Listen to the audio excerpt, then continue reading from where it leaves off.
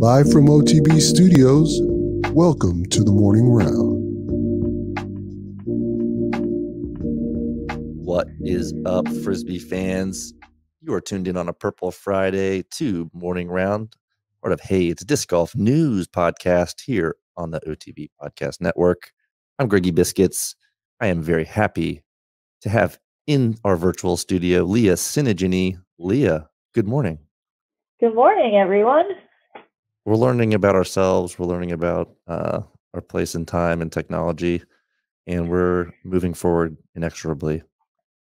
How's your? We struggled with the AirPods, but we figured it out. Yeah, we're fine tuning. Every day is fine tuning, and if you can't find ways to improve every day, then is life really worth living? That's my 2-word mantra for this year: is small steps. Small steps, Hashtag. Right? Yep. Go through it to grow through it. Shout out to our interview yesterday. But we have Leah Tsinajinnie here, athlete. Very nice to see you. You're currently in Texas. We're going to be spending a little more time in Texas pretty soon here on tour. How are you traveling? You travel quite a bit.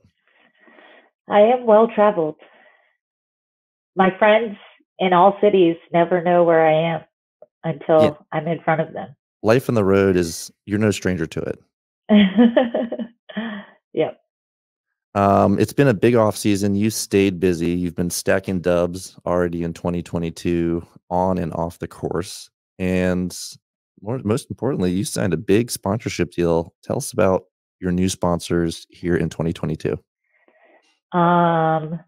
So I have 2 new sponsors that got announced this year so far. And one is powwows.com, and the other is Lone Star Disc out of Texas. And Lone Star is my biggest contract to date, and Powwows is my first non-disc golf sponsor. So that's been exciting. I think our listeners are probably familiar with Lone Star, but tell us a little bit more about Powwows, and then we'll get into the Frisbee golf a little bit later. Okay, so Powwows is powwows.com is a site created by Paul G, and he lives out of South Carolina. We met at the Throw Pink Women's Disc Golf Championship back in October of last year, which was the same weekend as USDGC, and we connected beforehand on Instagram and became friends that way. And he found me because he started playing disc golf himself during the pandemic. And so we created a relationship together, and then he reached out to me about a sponsorship. And so we worked out a deal that I'm super happy about. The main operations for his powwows.com site it's just a center for Native American culture through arts, music, and he has a huge following. His podcast that streams live every Thursday always has a lot of views, especially on Facebook. And we're looking forward to working together on some more community involvement efforts, which includes in the southeast portion of the tour, we'll be hopefully working with some of the Native youth and other Native community members in the area while I'm near Augusta, and he's close by to there. So I'm excited to see him again and to get to work with some of these new up and coming Native disc golfers. That's very cool. Great way to celebrate your heritage, obviously Navajo, and then also disc golf, and bring those communities together in a really nice way. So, not only your first, full year on the road, but get some extra community engagement there along the way. And that's obviously a big part of your role as a PDGA board member too. Yes. And so elected last year, it's a 2-year position? 3-year position. So not up for re-election. So you're just ready to start really hammering some legislation, I imagine. Yes. We have 7 board members, and I'm really excited that I'm one of 3 women on the board, which is super cool to have 3 of 7 women on the board. Mhm. And we had a really successful fall summit at the IDGC back in November. And so we've got big things planned. I've been pleasantly surprised by how empowered PDGA allows me to be, as far as bringing issues to them and them listening, and Mhm. really trying to grow the sport in the right way, as far as the positive impacts they make, which is why I'm on the diversity and outreach committee. And I also just recently joined the women's committee. So now I'm on the board liaison for 2 of the committees. Now, when we were up in Sacramento, you introduced me to a few of those women who were foundational in the building of kind of not only the women's game, but disc golf in general. Tell me, who did I meet that day? Do you remember who was there? There's Tita Ugalde, and that's the person who I worked with the most. Mhm. The other women escaped me, but their PDJ numbers are like in the 2 Hundreds. digits and the Yeah, 3 super low, digits. under yeah. So I could find them pretty easily. That was I cool. can That imagine. was the first time you had met Tita in person, right? Yes, and I'm actually going to be talking to her again soon, just about committee stuff. And she's been a great mentor. She always reaches out to me, and we have plans to maybe take a trip together to a Canadian project, working with a First Nation community up there.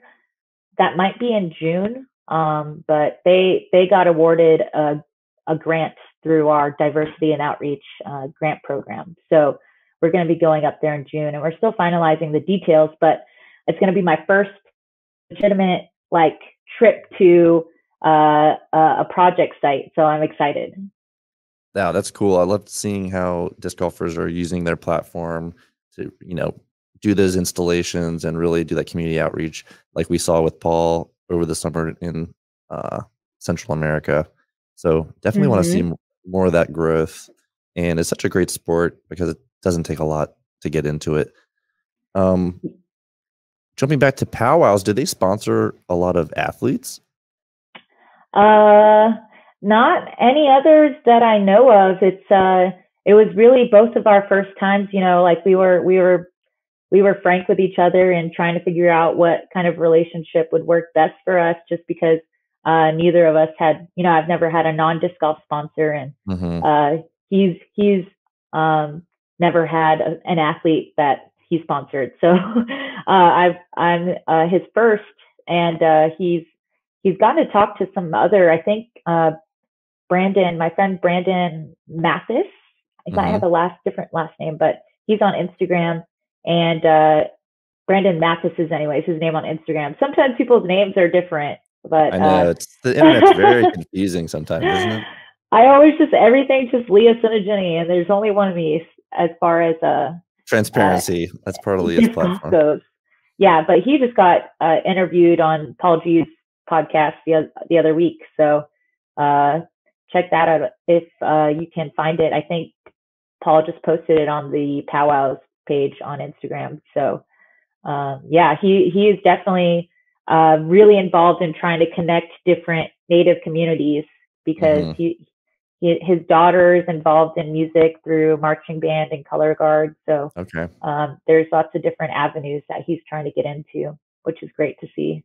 And you collaborated on some artwork so far, correct? You have something coming out. Can we? Yes, Yeah. he made a logo design for me that's so far been put on stickers, but I'm thinking we're going to come out with something here, OTB X powwows. So that's coming down the pipe. Sounds like some potential. Keep your eyes peeled for that. Let's jump back into a little bit of plastic and talk about Lone Star Discs. They're outside of Houston. They're right in okay, repping. She got the gear. It's hard Um, to see on a camera, but it looks cool in person. you actually got to go out to the factory. What was that, last week? Yes, I did. Tell us about your excursion to Texas last week, because I know you're back in Texas.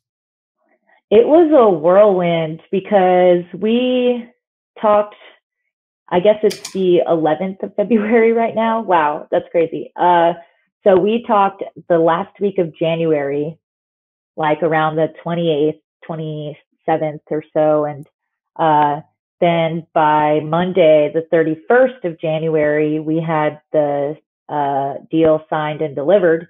And that same Monday, I signed it when I was at the Lone Star headquarters. And so when I was planning the trip 3 days beforehand, I was like, Josh Hofstra is part of the marketing team, and he's kind of like the team manager as far as working with all the pros that Lone Star is signing. And so I was like, so if I come on Monday, because it was like Friday, I was like, if I come on Monday, is that cool? And he's like, sure, yeah, we'd love to have you. I'm going to clear my schedule and everything. So they've been really welcoming. He legitimately like cleared his schedule for 2 days, and we did a bunch of stuff together. So we have content coming down the pipe as well, because we got some practice rounds in with my first round ever with the Lone Star discs, and then just me practicing with some of the different molds specifically, and we're going to create an in the bag as well. So I've been super excited to see how enthusiastic they are to like content create with me, because it is so much fun to make stuff, and it takes a lot of effort, and there's just been like this huge learning curve in making all these things. So they're willing to go through all of that with me. And I met a bunch of community members in the Conroe area, which is just north of Houston, and that's the headquarters location. And so I went to a putting league. I went to the private course that has like a glow league round on Thursday nights, and I met Andy Lehman Young, and she's a Hall of Famer, a disc golf Hall of Famer, and she currently runs the Disc Golf Hall of Fame. Very cool. They have really standout community members, and just everyone in general was just excited to see me all week. And I was like, wow, I feel like a celebrity here. It's like the most I've ever felt. Yeah, like, and you're their premier pro, right? Yeah, I mean, as far as name recognition, for sure. We have I have two teammates last year. So when I went out to on tour last year, I met Seth Talbot and Tanner Gerard, and they are my now teammates. And so they'll be touring this year too, along with a couple other MPO players. So I am super excited to be their premier touring FPO player, and they've really put me in a place to succeed with the deal they signed with me, and with the amount of backing they're giving me on these community outreach efforts that I have planned for this year. So it was a win-win all around. I mean, I couldn't be more happy with everything that's happened these past couple weeks. It sounds like you're very well received if everyone came out and just was ready to engage and create and start building something together with you, right? Yeah, I mean, some of them said that they've like known me since like, you know, at some point last season they started following me, and I was like, okay, this is cool. People know what I'm about. So and of course we're so happy to have you on Team OTB. So of course. Yeah. we'll be backing you up, and then we'll be out supporting you on the road as Stanley and I are out there doing the road show. So we'll be I'm like the van life is going to be real. All the hangs. We're going to do all the hangs. Absolutely. Okay, so let's talk a little bit about we're going to talk about your morning routine, but we're on the Lone Star kind of topic, and you've been throwing the Mockingbird, right? That one's so pretty. We like that one. That's your fairway? It's a flippy fairway. I can throw it on a full turnover line, on flip ups, and I've been mostly using it for my forehands, which is not typical because it's understable. You know, less people are going to be forehanding it, but I've been forehanding it a lot since I'm forehand dominant in the woods, and that's mostly what I've been practicing the past week. And getting it for like kind of flip shots with the flick, or still relying on just a little hyzer flip and then coming back? Are you turning it over?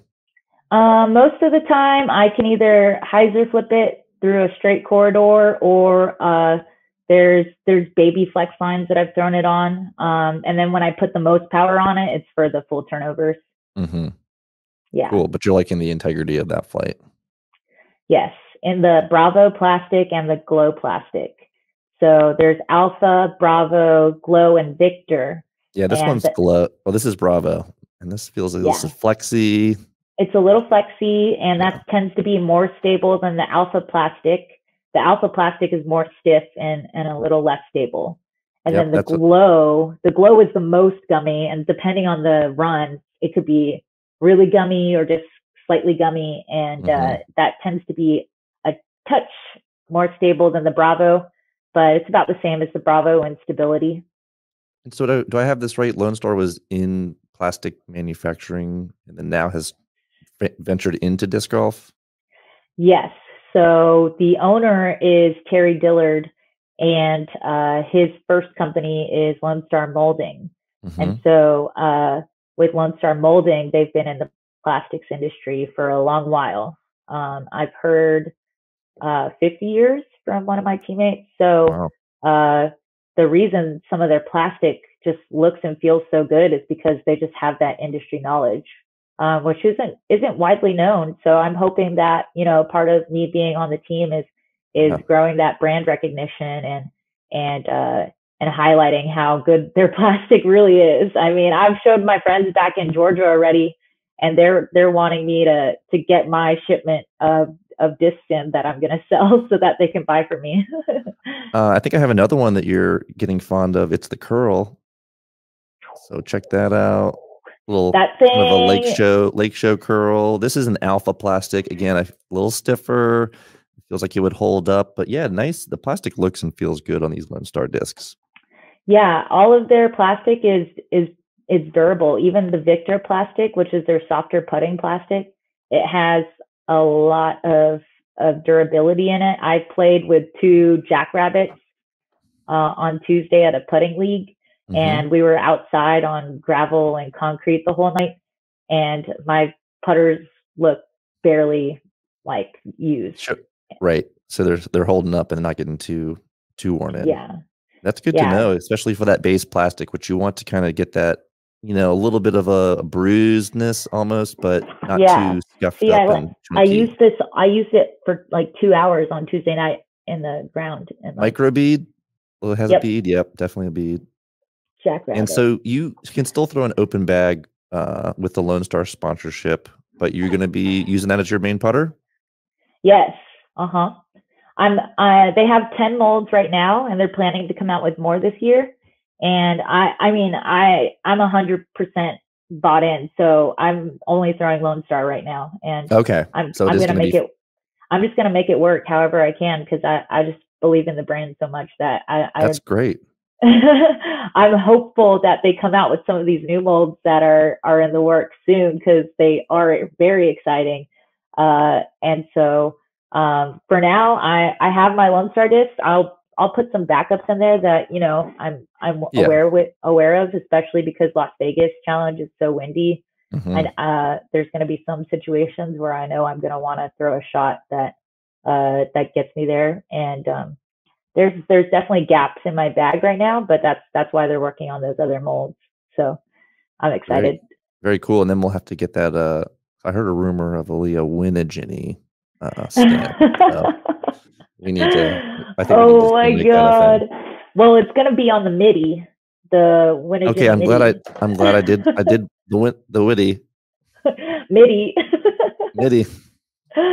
Yeah, that was the one that caught my eye definitely when they came in. We've been stocking Lone Star for a little while now, and that's my main mid range right now. I'm trying to learn the harpoon, but that one's my main one. And then this was just my favorite stamp. I had to pick one of these up for myself for the old. That's the Glow plastic. That one's sweet. Yeah, And it's I gotta shout out their glow plastic. It's comparable to the Castaplas and what people think of for like the MVP 2.0, and it stays glowing. I played a glow round last night with them, and it it's glows well. yes. That's But yeah, so I wanted to say about the curl is that's my main driver. right. That one's going to be my main driver. It flies somewhat like a Shrike, kind of think Okay. about it.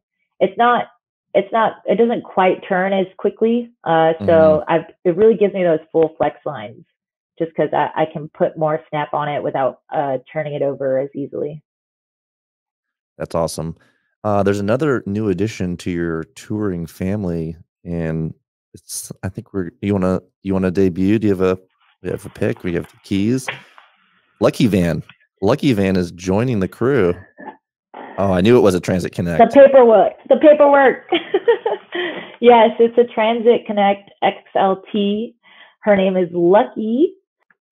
Okay, it's the 2011 Transit Connect. Little lady called Lucky Van. XLT. Yes, and so she has a 7 on the back left side of her because she was the number 7 van in the fleet of cars she originally came. And then Jim bought it from that company, and he tours the country as an accent and dialect coach. So Speech he went pathologist. yeah, so he went around as a professor recording different dialects and accents for research purposes and such, and that just was very intriguing to me as someone that has worked in like reading and reading comprehension and language. So he's very interesting. He trains actors, and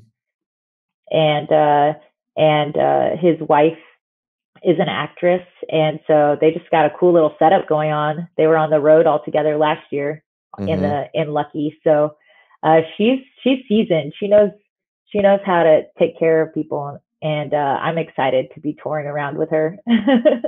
Well, you haven't really broken a van in until you got 100K on it, and so I'm sure that she's well over that, and it'll be exciting. It looks like it's perfect definitely for one person. If two people were using it, that's kind of Yeah. even better And news. he's 6'2", and she was taller than me. So Wow. if they can make it work, I can.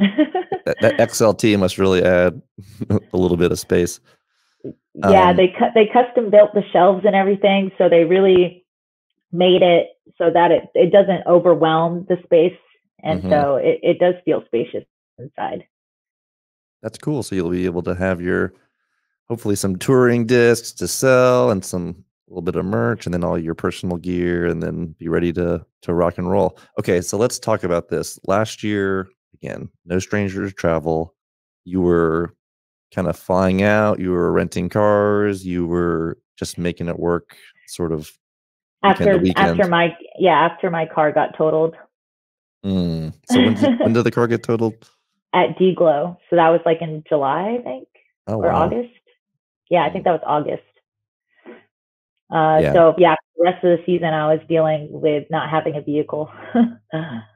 Unless I got to use for some of the tour, Josh, like for the last month of tour, Josh was with me because he had a whole month of work off. So that made the last leg of the season easier, but in between August and the last leg it was hard. Shout out Josh, number 5 in this year's debut caddy rankings. So he really had a really strong performance through the last third of the season last year. He did. And I haven't seen the exact numbers. I feel like he's hovering right around 5. So very exciting stuff there for Josh. And yeah, he's not a very social media oriented person, so I'm trying to up his content game. I follow him. He does a really good job of liking and interacting with my posts and other posts. So his presence is known. He just needs to post more. He could do some disc retrieval tutorials, maybe. And then he skyrockets to 1 from there. I know. Again, I know that the judging committee looks at the total package. It's about performance. Okay, what about outfit game? What if I convince him to find Sarah the Hokum's snazziest caddy, who outfit out there? we're still waiting on the gentleman's name. Sarah Hokum's caddy. He was Jim. rocking Jim. He was No, wait, rocking, that's Jeff that's and Louise's. Yeah. Gigi's. Crap. Oh man, But he was rocking the onesie. He had like the Masters style onesie, and that really jumped him into the top 10 at the end of last year. And this is tragic that I am not. His name has escaped me. I mean, it has been a really long week. My brain is pretty much fried because I stayed up till 4 a.m. But yeah, no. When his name comes to me in about 1 hour, I'm gonna shout an X-Bid name at you. Okay. I'll pick psychically. I'll pick up on that. It's gonna be a voice message. Okay, good. We'll know it's authentic then. Okay, so you'll have a totally different approach this year. You're going to be living out of the van. What do you do to start off your day now this off season? Because again, you kind of haven't slowed down. You've been playing regularly, throughout the week. You've been getting your weeklies in, playing a couple tournaments. What do you like to do? You're ready to go when you wake up, right? Yes. So I'm a morning person. It's no problem for me to get up. I really like to, most of the time I try to get out of bed to stretch, but sometimes I just stretch in bed. And so I'll stretch in bed. It's like yoga light, it's not like a full yoga, routine, but I'll do yoga light. And then, I have to drink a lot of water just because drinking water is one of my weaknesses. I just don't, it's not in my brain to do it, even though I've been doing it my whole life. And so I make myself probably drink at least a full bottle of water, like just like a 20-ounce bottle of water. And then that kickstarts everything, in the body. And so once I am on my phone for probably about like maybe 10 to 20 minutes, just getting things, arranged as far as social media interactions and talking to friends and saying hi to my sister and all those things. Then I try to do visualization exercises. By the time that it's a tournament round, I have my full game plan. When I have my full game plan, I just kind of run through an entire round in my head and what a really good round looks like to me. So I just play a good round of golf in my head, and then I try to get to the course about not quite like the ideal time is an hour before tee time because I don't do a full hour warm up, and then so in that visualization, are you talking about for the round that you're about to play, or do you just kind of so you've already kind of mapped out, where you're going to be, whether it's okay, I'm playing at this local course tomorrow, so I know the holes, or I've had my practice round and now I'm really getting my game plan together to approach that day. Yes. And then and I've kind of between I might start doing both, but when I didn't do a full round visualization, that exercise probably only takes about 5 or 10 minutes. The other thing I like to do that only takes about 10 minutes is there's just like random apps that are geared towards sports. And so I'll go through a meditation with, just whatever voice actor is going through the meditation. So I do that, and it's specifically tailored towards like athletics. So that part is really cool. I do like both of them, so I might try to do both, but last season I kind of just picked one or the other. And when I get to the course is really when, and that is led a lot of the times by Seth Muncie, Disc Golf Strong. Shout out Seth. We're definitely like working with him this year, and I was doing his exercises all through COVID. It was just it's a nice balance of light stretching and a little bit of strength building and core stuff.